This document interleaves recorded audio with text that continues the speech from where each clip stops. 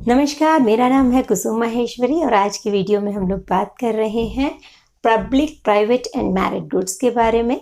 Private goods आप सब जानते हैं कि जो चीज़ें हम खुद मार्केट में जाके खरीद के लेके आते हैं और उनका खुद ही इस्तेमाल करते हैं, वो सारी प्राइवेट गुड्स होती हैं। पब्लिक गुड्स होती हैं जो हमें फ्री ऑफ कॉस्ट मिलती हैं, सोसाइटी को मिलती है, सोशल वेलफेयर के लिए जो प्रोवाइड की जाती हैं और वो गवर्नमेंट द्वारा फंडेड होती हैं। सरकार उनको हमें फ्री ऑफ कॉस्ट प्रोवाइड करता है, वो आमतौर पे पब्लिक गुड्स होती हैं। तो उनको दोनों को डिफरेंस करने के लिए ये कुछ पॉइंट्स हैं जिसके बेसिस पे हम उनको डिफरेंशिएट कर सकते हैं। तो सबसे पहला पॉइंट है प्रोडक्ट डिविजिबिलिटी, यानी कि डिविजिबल यानी कि तोड़ा जा सकता है।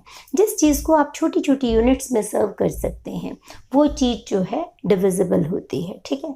तो वो चीज़ जो है प्राइवेट सेक्टर में बहुत इजीली सप्लाई हो सकती है। कुछ चीज़ें होती हैं जो इनडिविजिबल होती हैं, जैसे रोड इनडिविजिबल है, या जो है आप ये कहें डिफेंस है वो इनडिविजिबल है।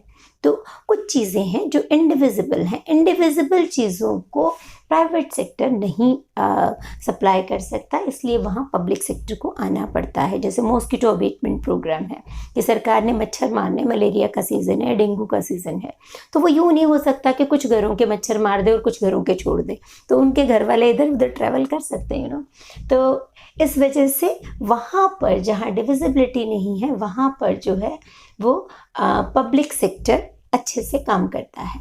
राइवल और नॉन राइवल कंजम्पशन के बेसिस पे भी हम इसको डिफरेंशिएट कर सकते हैं। राइवल का मतलब होता है कि यदि एक चीज़ राइवल है तो इसका मतलब है कि यदि मैं उसको यूज़ करूँगी तो वो आपके लिए कम रह जाएगी या ख़त्म हो जाएगी। लाइक मेरे पास एक चॉकलेट है, मैंने वो खा ली तो आपके लिए वो नहीं बचेगी, ठीक है। लेकिन मेरे घर के सामने जो रोड है, यदि मैं उस पर चलती हूँ वो आपके लिए ख़त्म नहीं होगी। यदि हज़ारों लोग उस पर से चल के जाते हैं तो वो रोड जो है फिर भी वहाँ पे रहेगी। तो ये कैसी कंजम्पशन है, ये कैसा गुड हो गई, नॉन राइवल गुड हो गई। तो नॉन राइवल गुड के केस में भी पब्लिक सेक्टर काम अच्छे से कर सकता है, जबकि राइवल के केस में प्राइवेट सेक्टर अच्छे से काम करेगा। एक्सक्लूजन प्रिंसिपल की बात करें, एक्सक्लूसिव का मतलब होता है कि जहाँ पर आप किसी को मना कर सकें उस चीज़ के इस्तेमाल के लिए। मेरा मार्कर है, मैं आपको नहीं दूंगी, जब तक कि मेरी परमिशन नहीं होगी आप इसको इस्तेमाल नहीं कर सकते, राइट। लेकिन कोई और चीज़ है जहाँ पे मैं आपको एक्सक्लूड नहीं कर सकती हूँ। जैसे मान लीजिए कि मैं जो है मॉस्किटो अबेटमेंट प्रोग्राम की बात की, तो वो नॉन एक्सक्लूसिव नहीं हो सकता, यानी कि मैं उसको आपको उससे वंचित नहीं कर सकती। यदि रेलवे स्टेशन पे एक बेंच पड़ा है तो उस बेंच पे आप बैठे हैं तो वो आपका बेंच है, और जब मैं बैठ गई तो वो मेरा बेंच है, ठीक है। तो जहाँ एक्सक्लूजन नहीं है वहाँ पे वो चीज़ें भी जो है वो पब्लिक सेक्टर प्रोवाइड करता है। उसका कारण होता है कि इन चीज़ों के लिए जहाँ नॉन एक्सक्लूजन है उन चीज़ों के लिए कोई भी रेडी नहीं होता पे करने के लिए। तो यहाँ पे फ्री राइडर की प्रॉब्लम अराइज हो जाती है। तो इस वजह से वो नॉन एक्सक्लूसिव गुड होती हैं और उनकी सप्लाई जो है हमेशा पब्लिक सेक्टर ही बहुत अच्छे से कर सकता है, क्योंकि इन केसेस में मार्केट फेल हो जाता है। डिक्रीजिंग एवरेज कॉस्ट की एक और कंडीशन है कि जो प्राइवेट गुड्स हैं वो तो सभी तरह की मार्केट कंडीशन, कॉस्ट कंडीशंस में इंक्रीजिंग, डिक्रीजिंग, कांस्टेंट, सभी तरह की कॉस्ट कंडीशंस में काम करती हैं। लेकिन जो पब्लिक गुड्स होती हैं वो बल्कि होती हैं, हमने पहले ही कहा कि इनडिविजिबल होती हैं, तो बहुत बड़ी तादाद में वो चीज़ बनाई जाती है।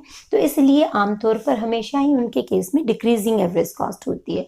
यदि इसको प्राइवेट सेक्टर के हाथों पे छोड़ दिया जाए तो पहली बात तो वो उसको प्रोवाइड ही नहीं कर सकता। जैसे फॉर एग्जांपल आप जो है इलेक्ट्रिसिटी सप्लाई की बात कर लीजिए कि कितना इंफ्रास्ट्रक्चर चाहिए उसके लिए।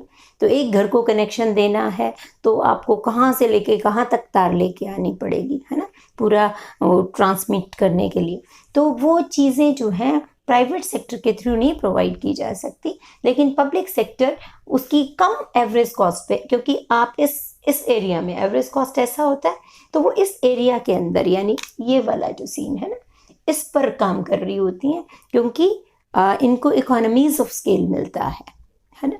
तो इस वजह से डिक्रीजिंग एवरेज कॉस्ट में ये अच्छे से काम करती हैं, कम कॉस्ट पे ये इसको मुहैया या सर्व कर सकती हैं, जबकि प्राइवेट सेक्टर पे छोड़ दिया जाए तो ये बहुत महंगी हो जाएंगी ना।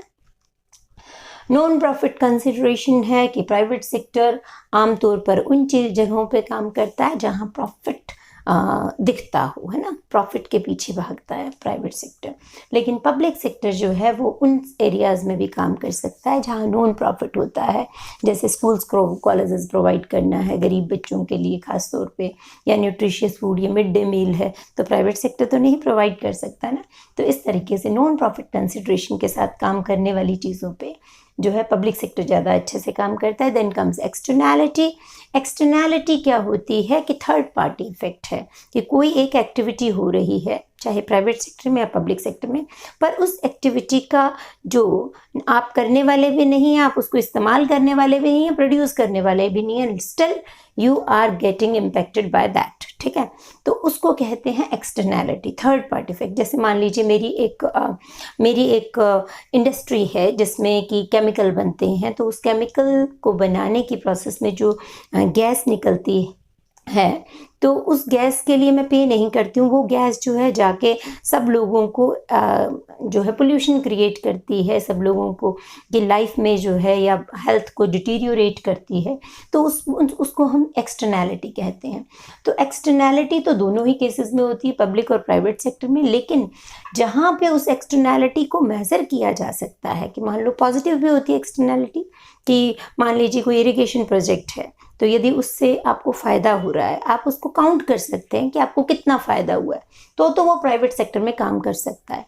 लेकिन यदि आप उसको काउंट नहीं कर सकते, उसको मेज़र नहीं कर सकते हो, माप नहीं सकते हो, तो उस केस में वहाँ पे पब्लिक सेक्टर के द्वारा ही वो चीज़ प्रोवाइड की जाएगी। जैसे डिफेंस है, उससे आपको कितना फ़ायदा हो रहा है, आप नहीं काउंट कर सकते हो ना, कि हम कहेंगे कि हमें तो कोई फ़ायदा नहीं हो रहा, वही अगेन फ्री राइडर वाला issue.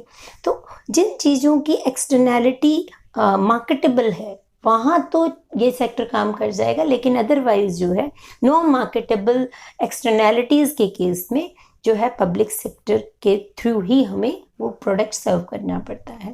Then comes zero marginal cost, कि जो मार्जिनल कॉस्ट होती है वो क्या होती है, हर नेक्स्ट यूनिट को बनाने की लागत।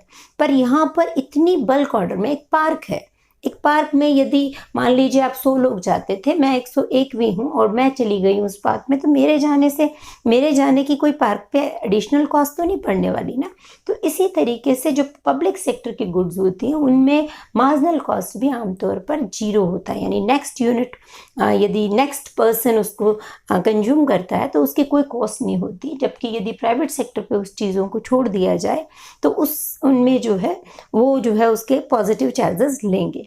तो इस तरीके से पब्लिक और प्राइवेट सेक्टर में ये पब्लिक और प्राइवेट गुड्स के अंदर ये डिफरेंसेस हैं। अब मैरिड गुड की बात करें तो मैरिड गुड जो है वो भी प्राइवेट गुड्स ही होती हैं, लेकिन पब्लिकली फंडेड होती हैं। ये वो गुड्स होती हैं जो कि एक सोसाइटी को लगता है कि लोगों को हर हालत में मिलनी चाहिए, डिज़ायरेबल है, जैसे रोटी, कपड़ा, मकान, एजुकेशन, हेल्थ। तो ये चीज़ें जो है मेरिटोरियस गुड्स के अंदर आती हैं, जो एक सोसाइटी मतलब ऑब्लिगेटरी समझती है कि अपने सिटीजन्स तक पहुंचाए। तो इस वजह से ये गवर्नमेंट के द्वारा फंडेड होती हैं, लेकिन ये राइवल भी होती हैं और ये एक्सक्लूसिव भी होती हैं। एक टारगेटेड पॉपुलेशन को ये प्रोवाइड की जाती हैं, जैसे मान लीजिए विधवाओं को कुछ दिया जा रहा है, या अनएम्प्लॉयड को कुछ दिया जा रहा है, या SC/ST क्लास को कुछ दिया जा रहा है, तो ये टारगेटेड होते हैं, ठीक है। तो ये सारा आपका public private sector and married goods का कॉन्सेप्ट था। होप आपको समझ में आ गया। Thank you so much for watching. अगले वीडियो में फिर मिलते हैं।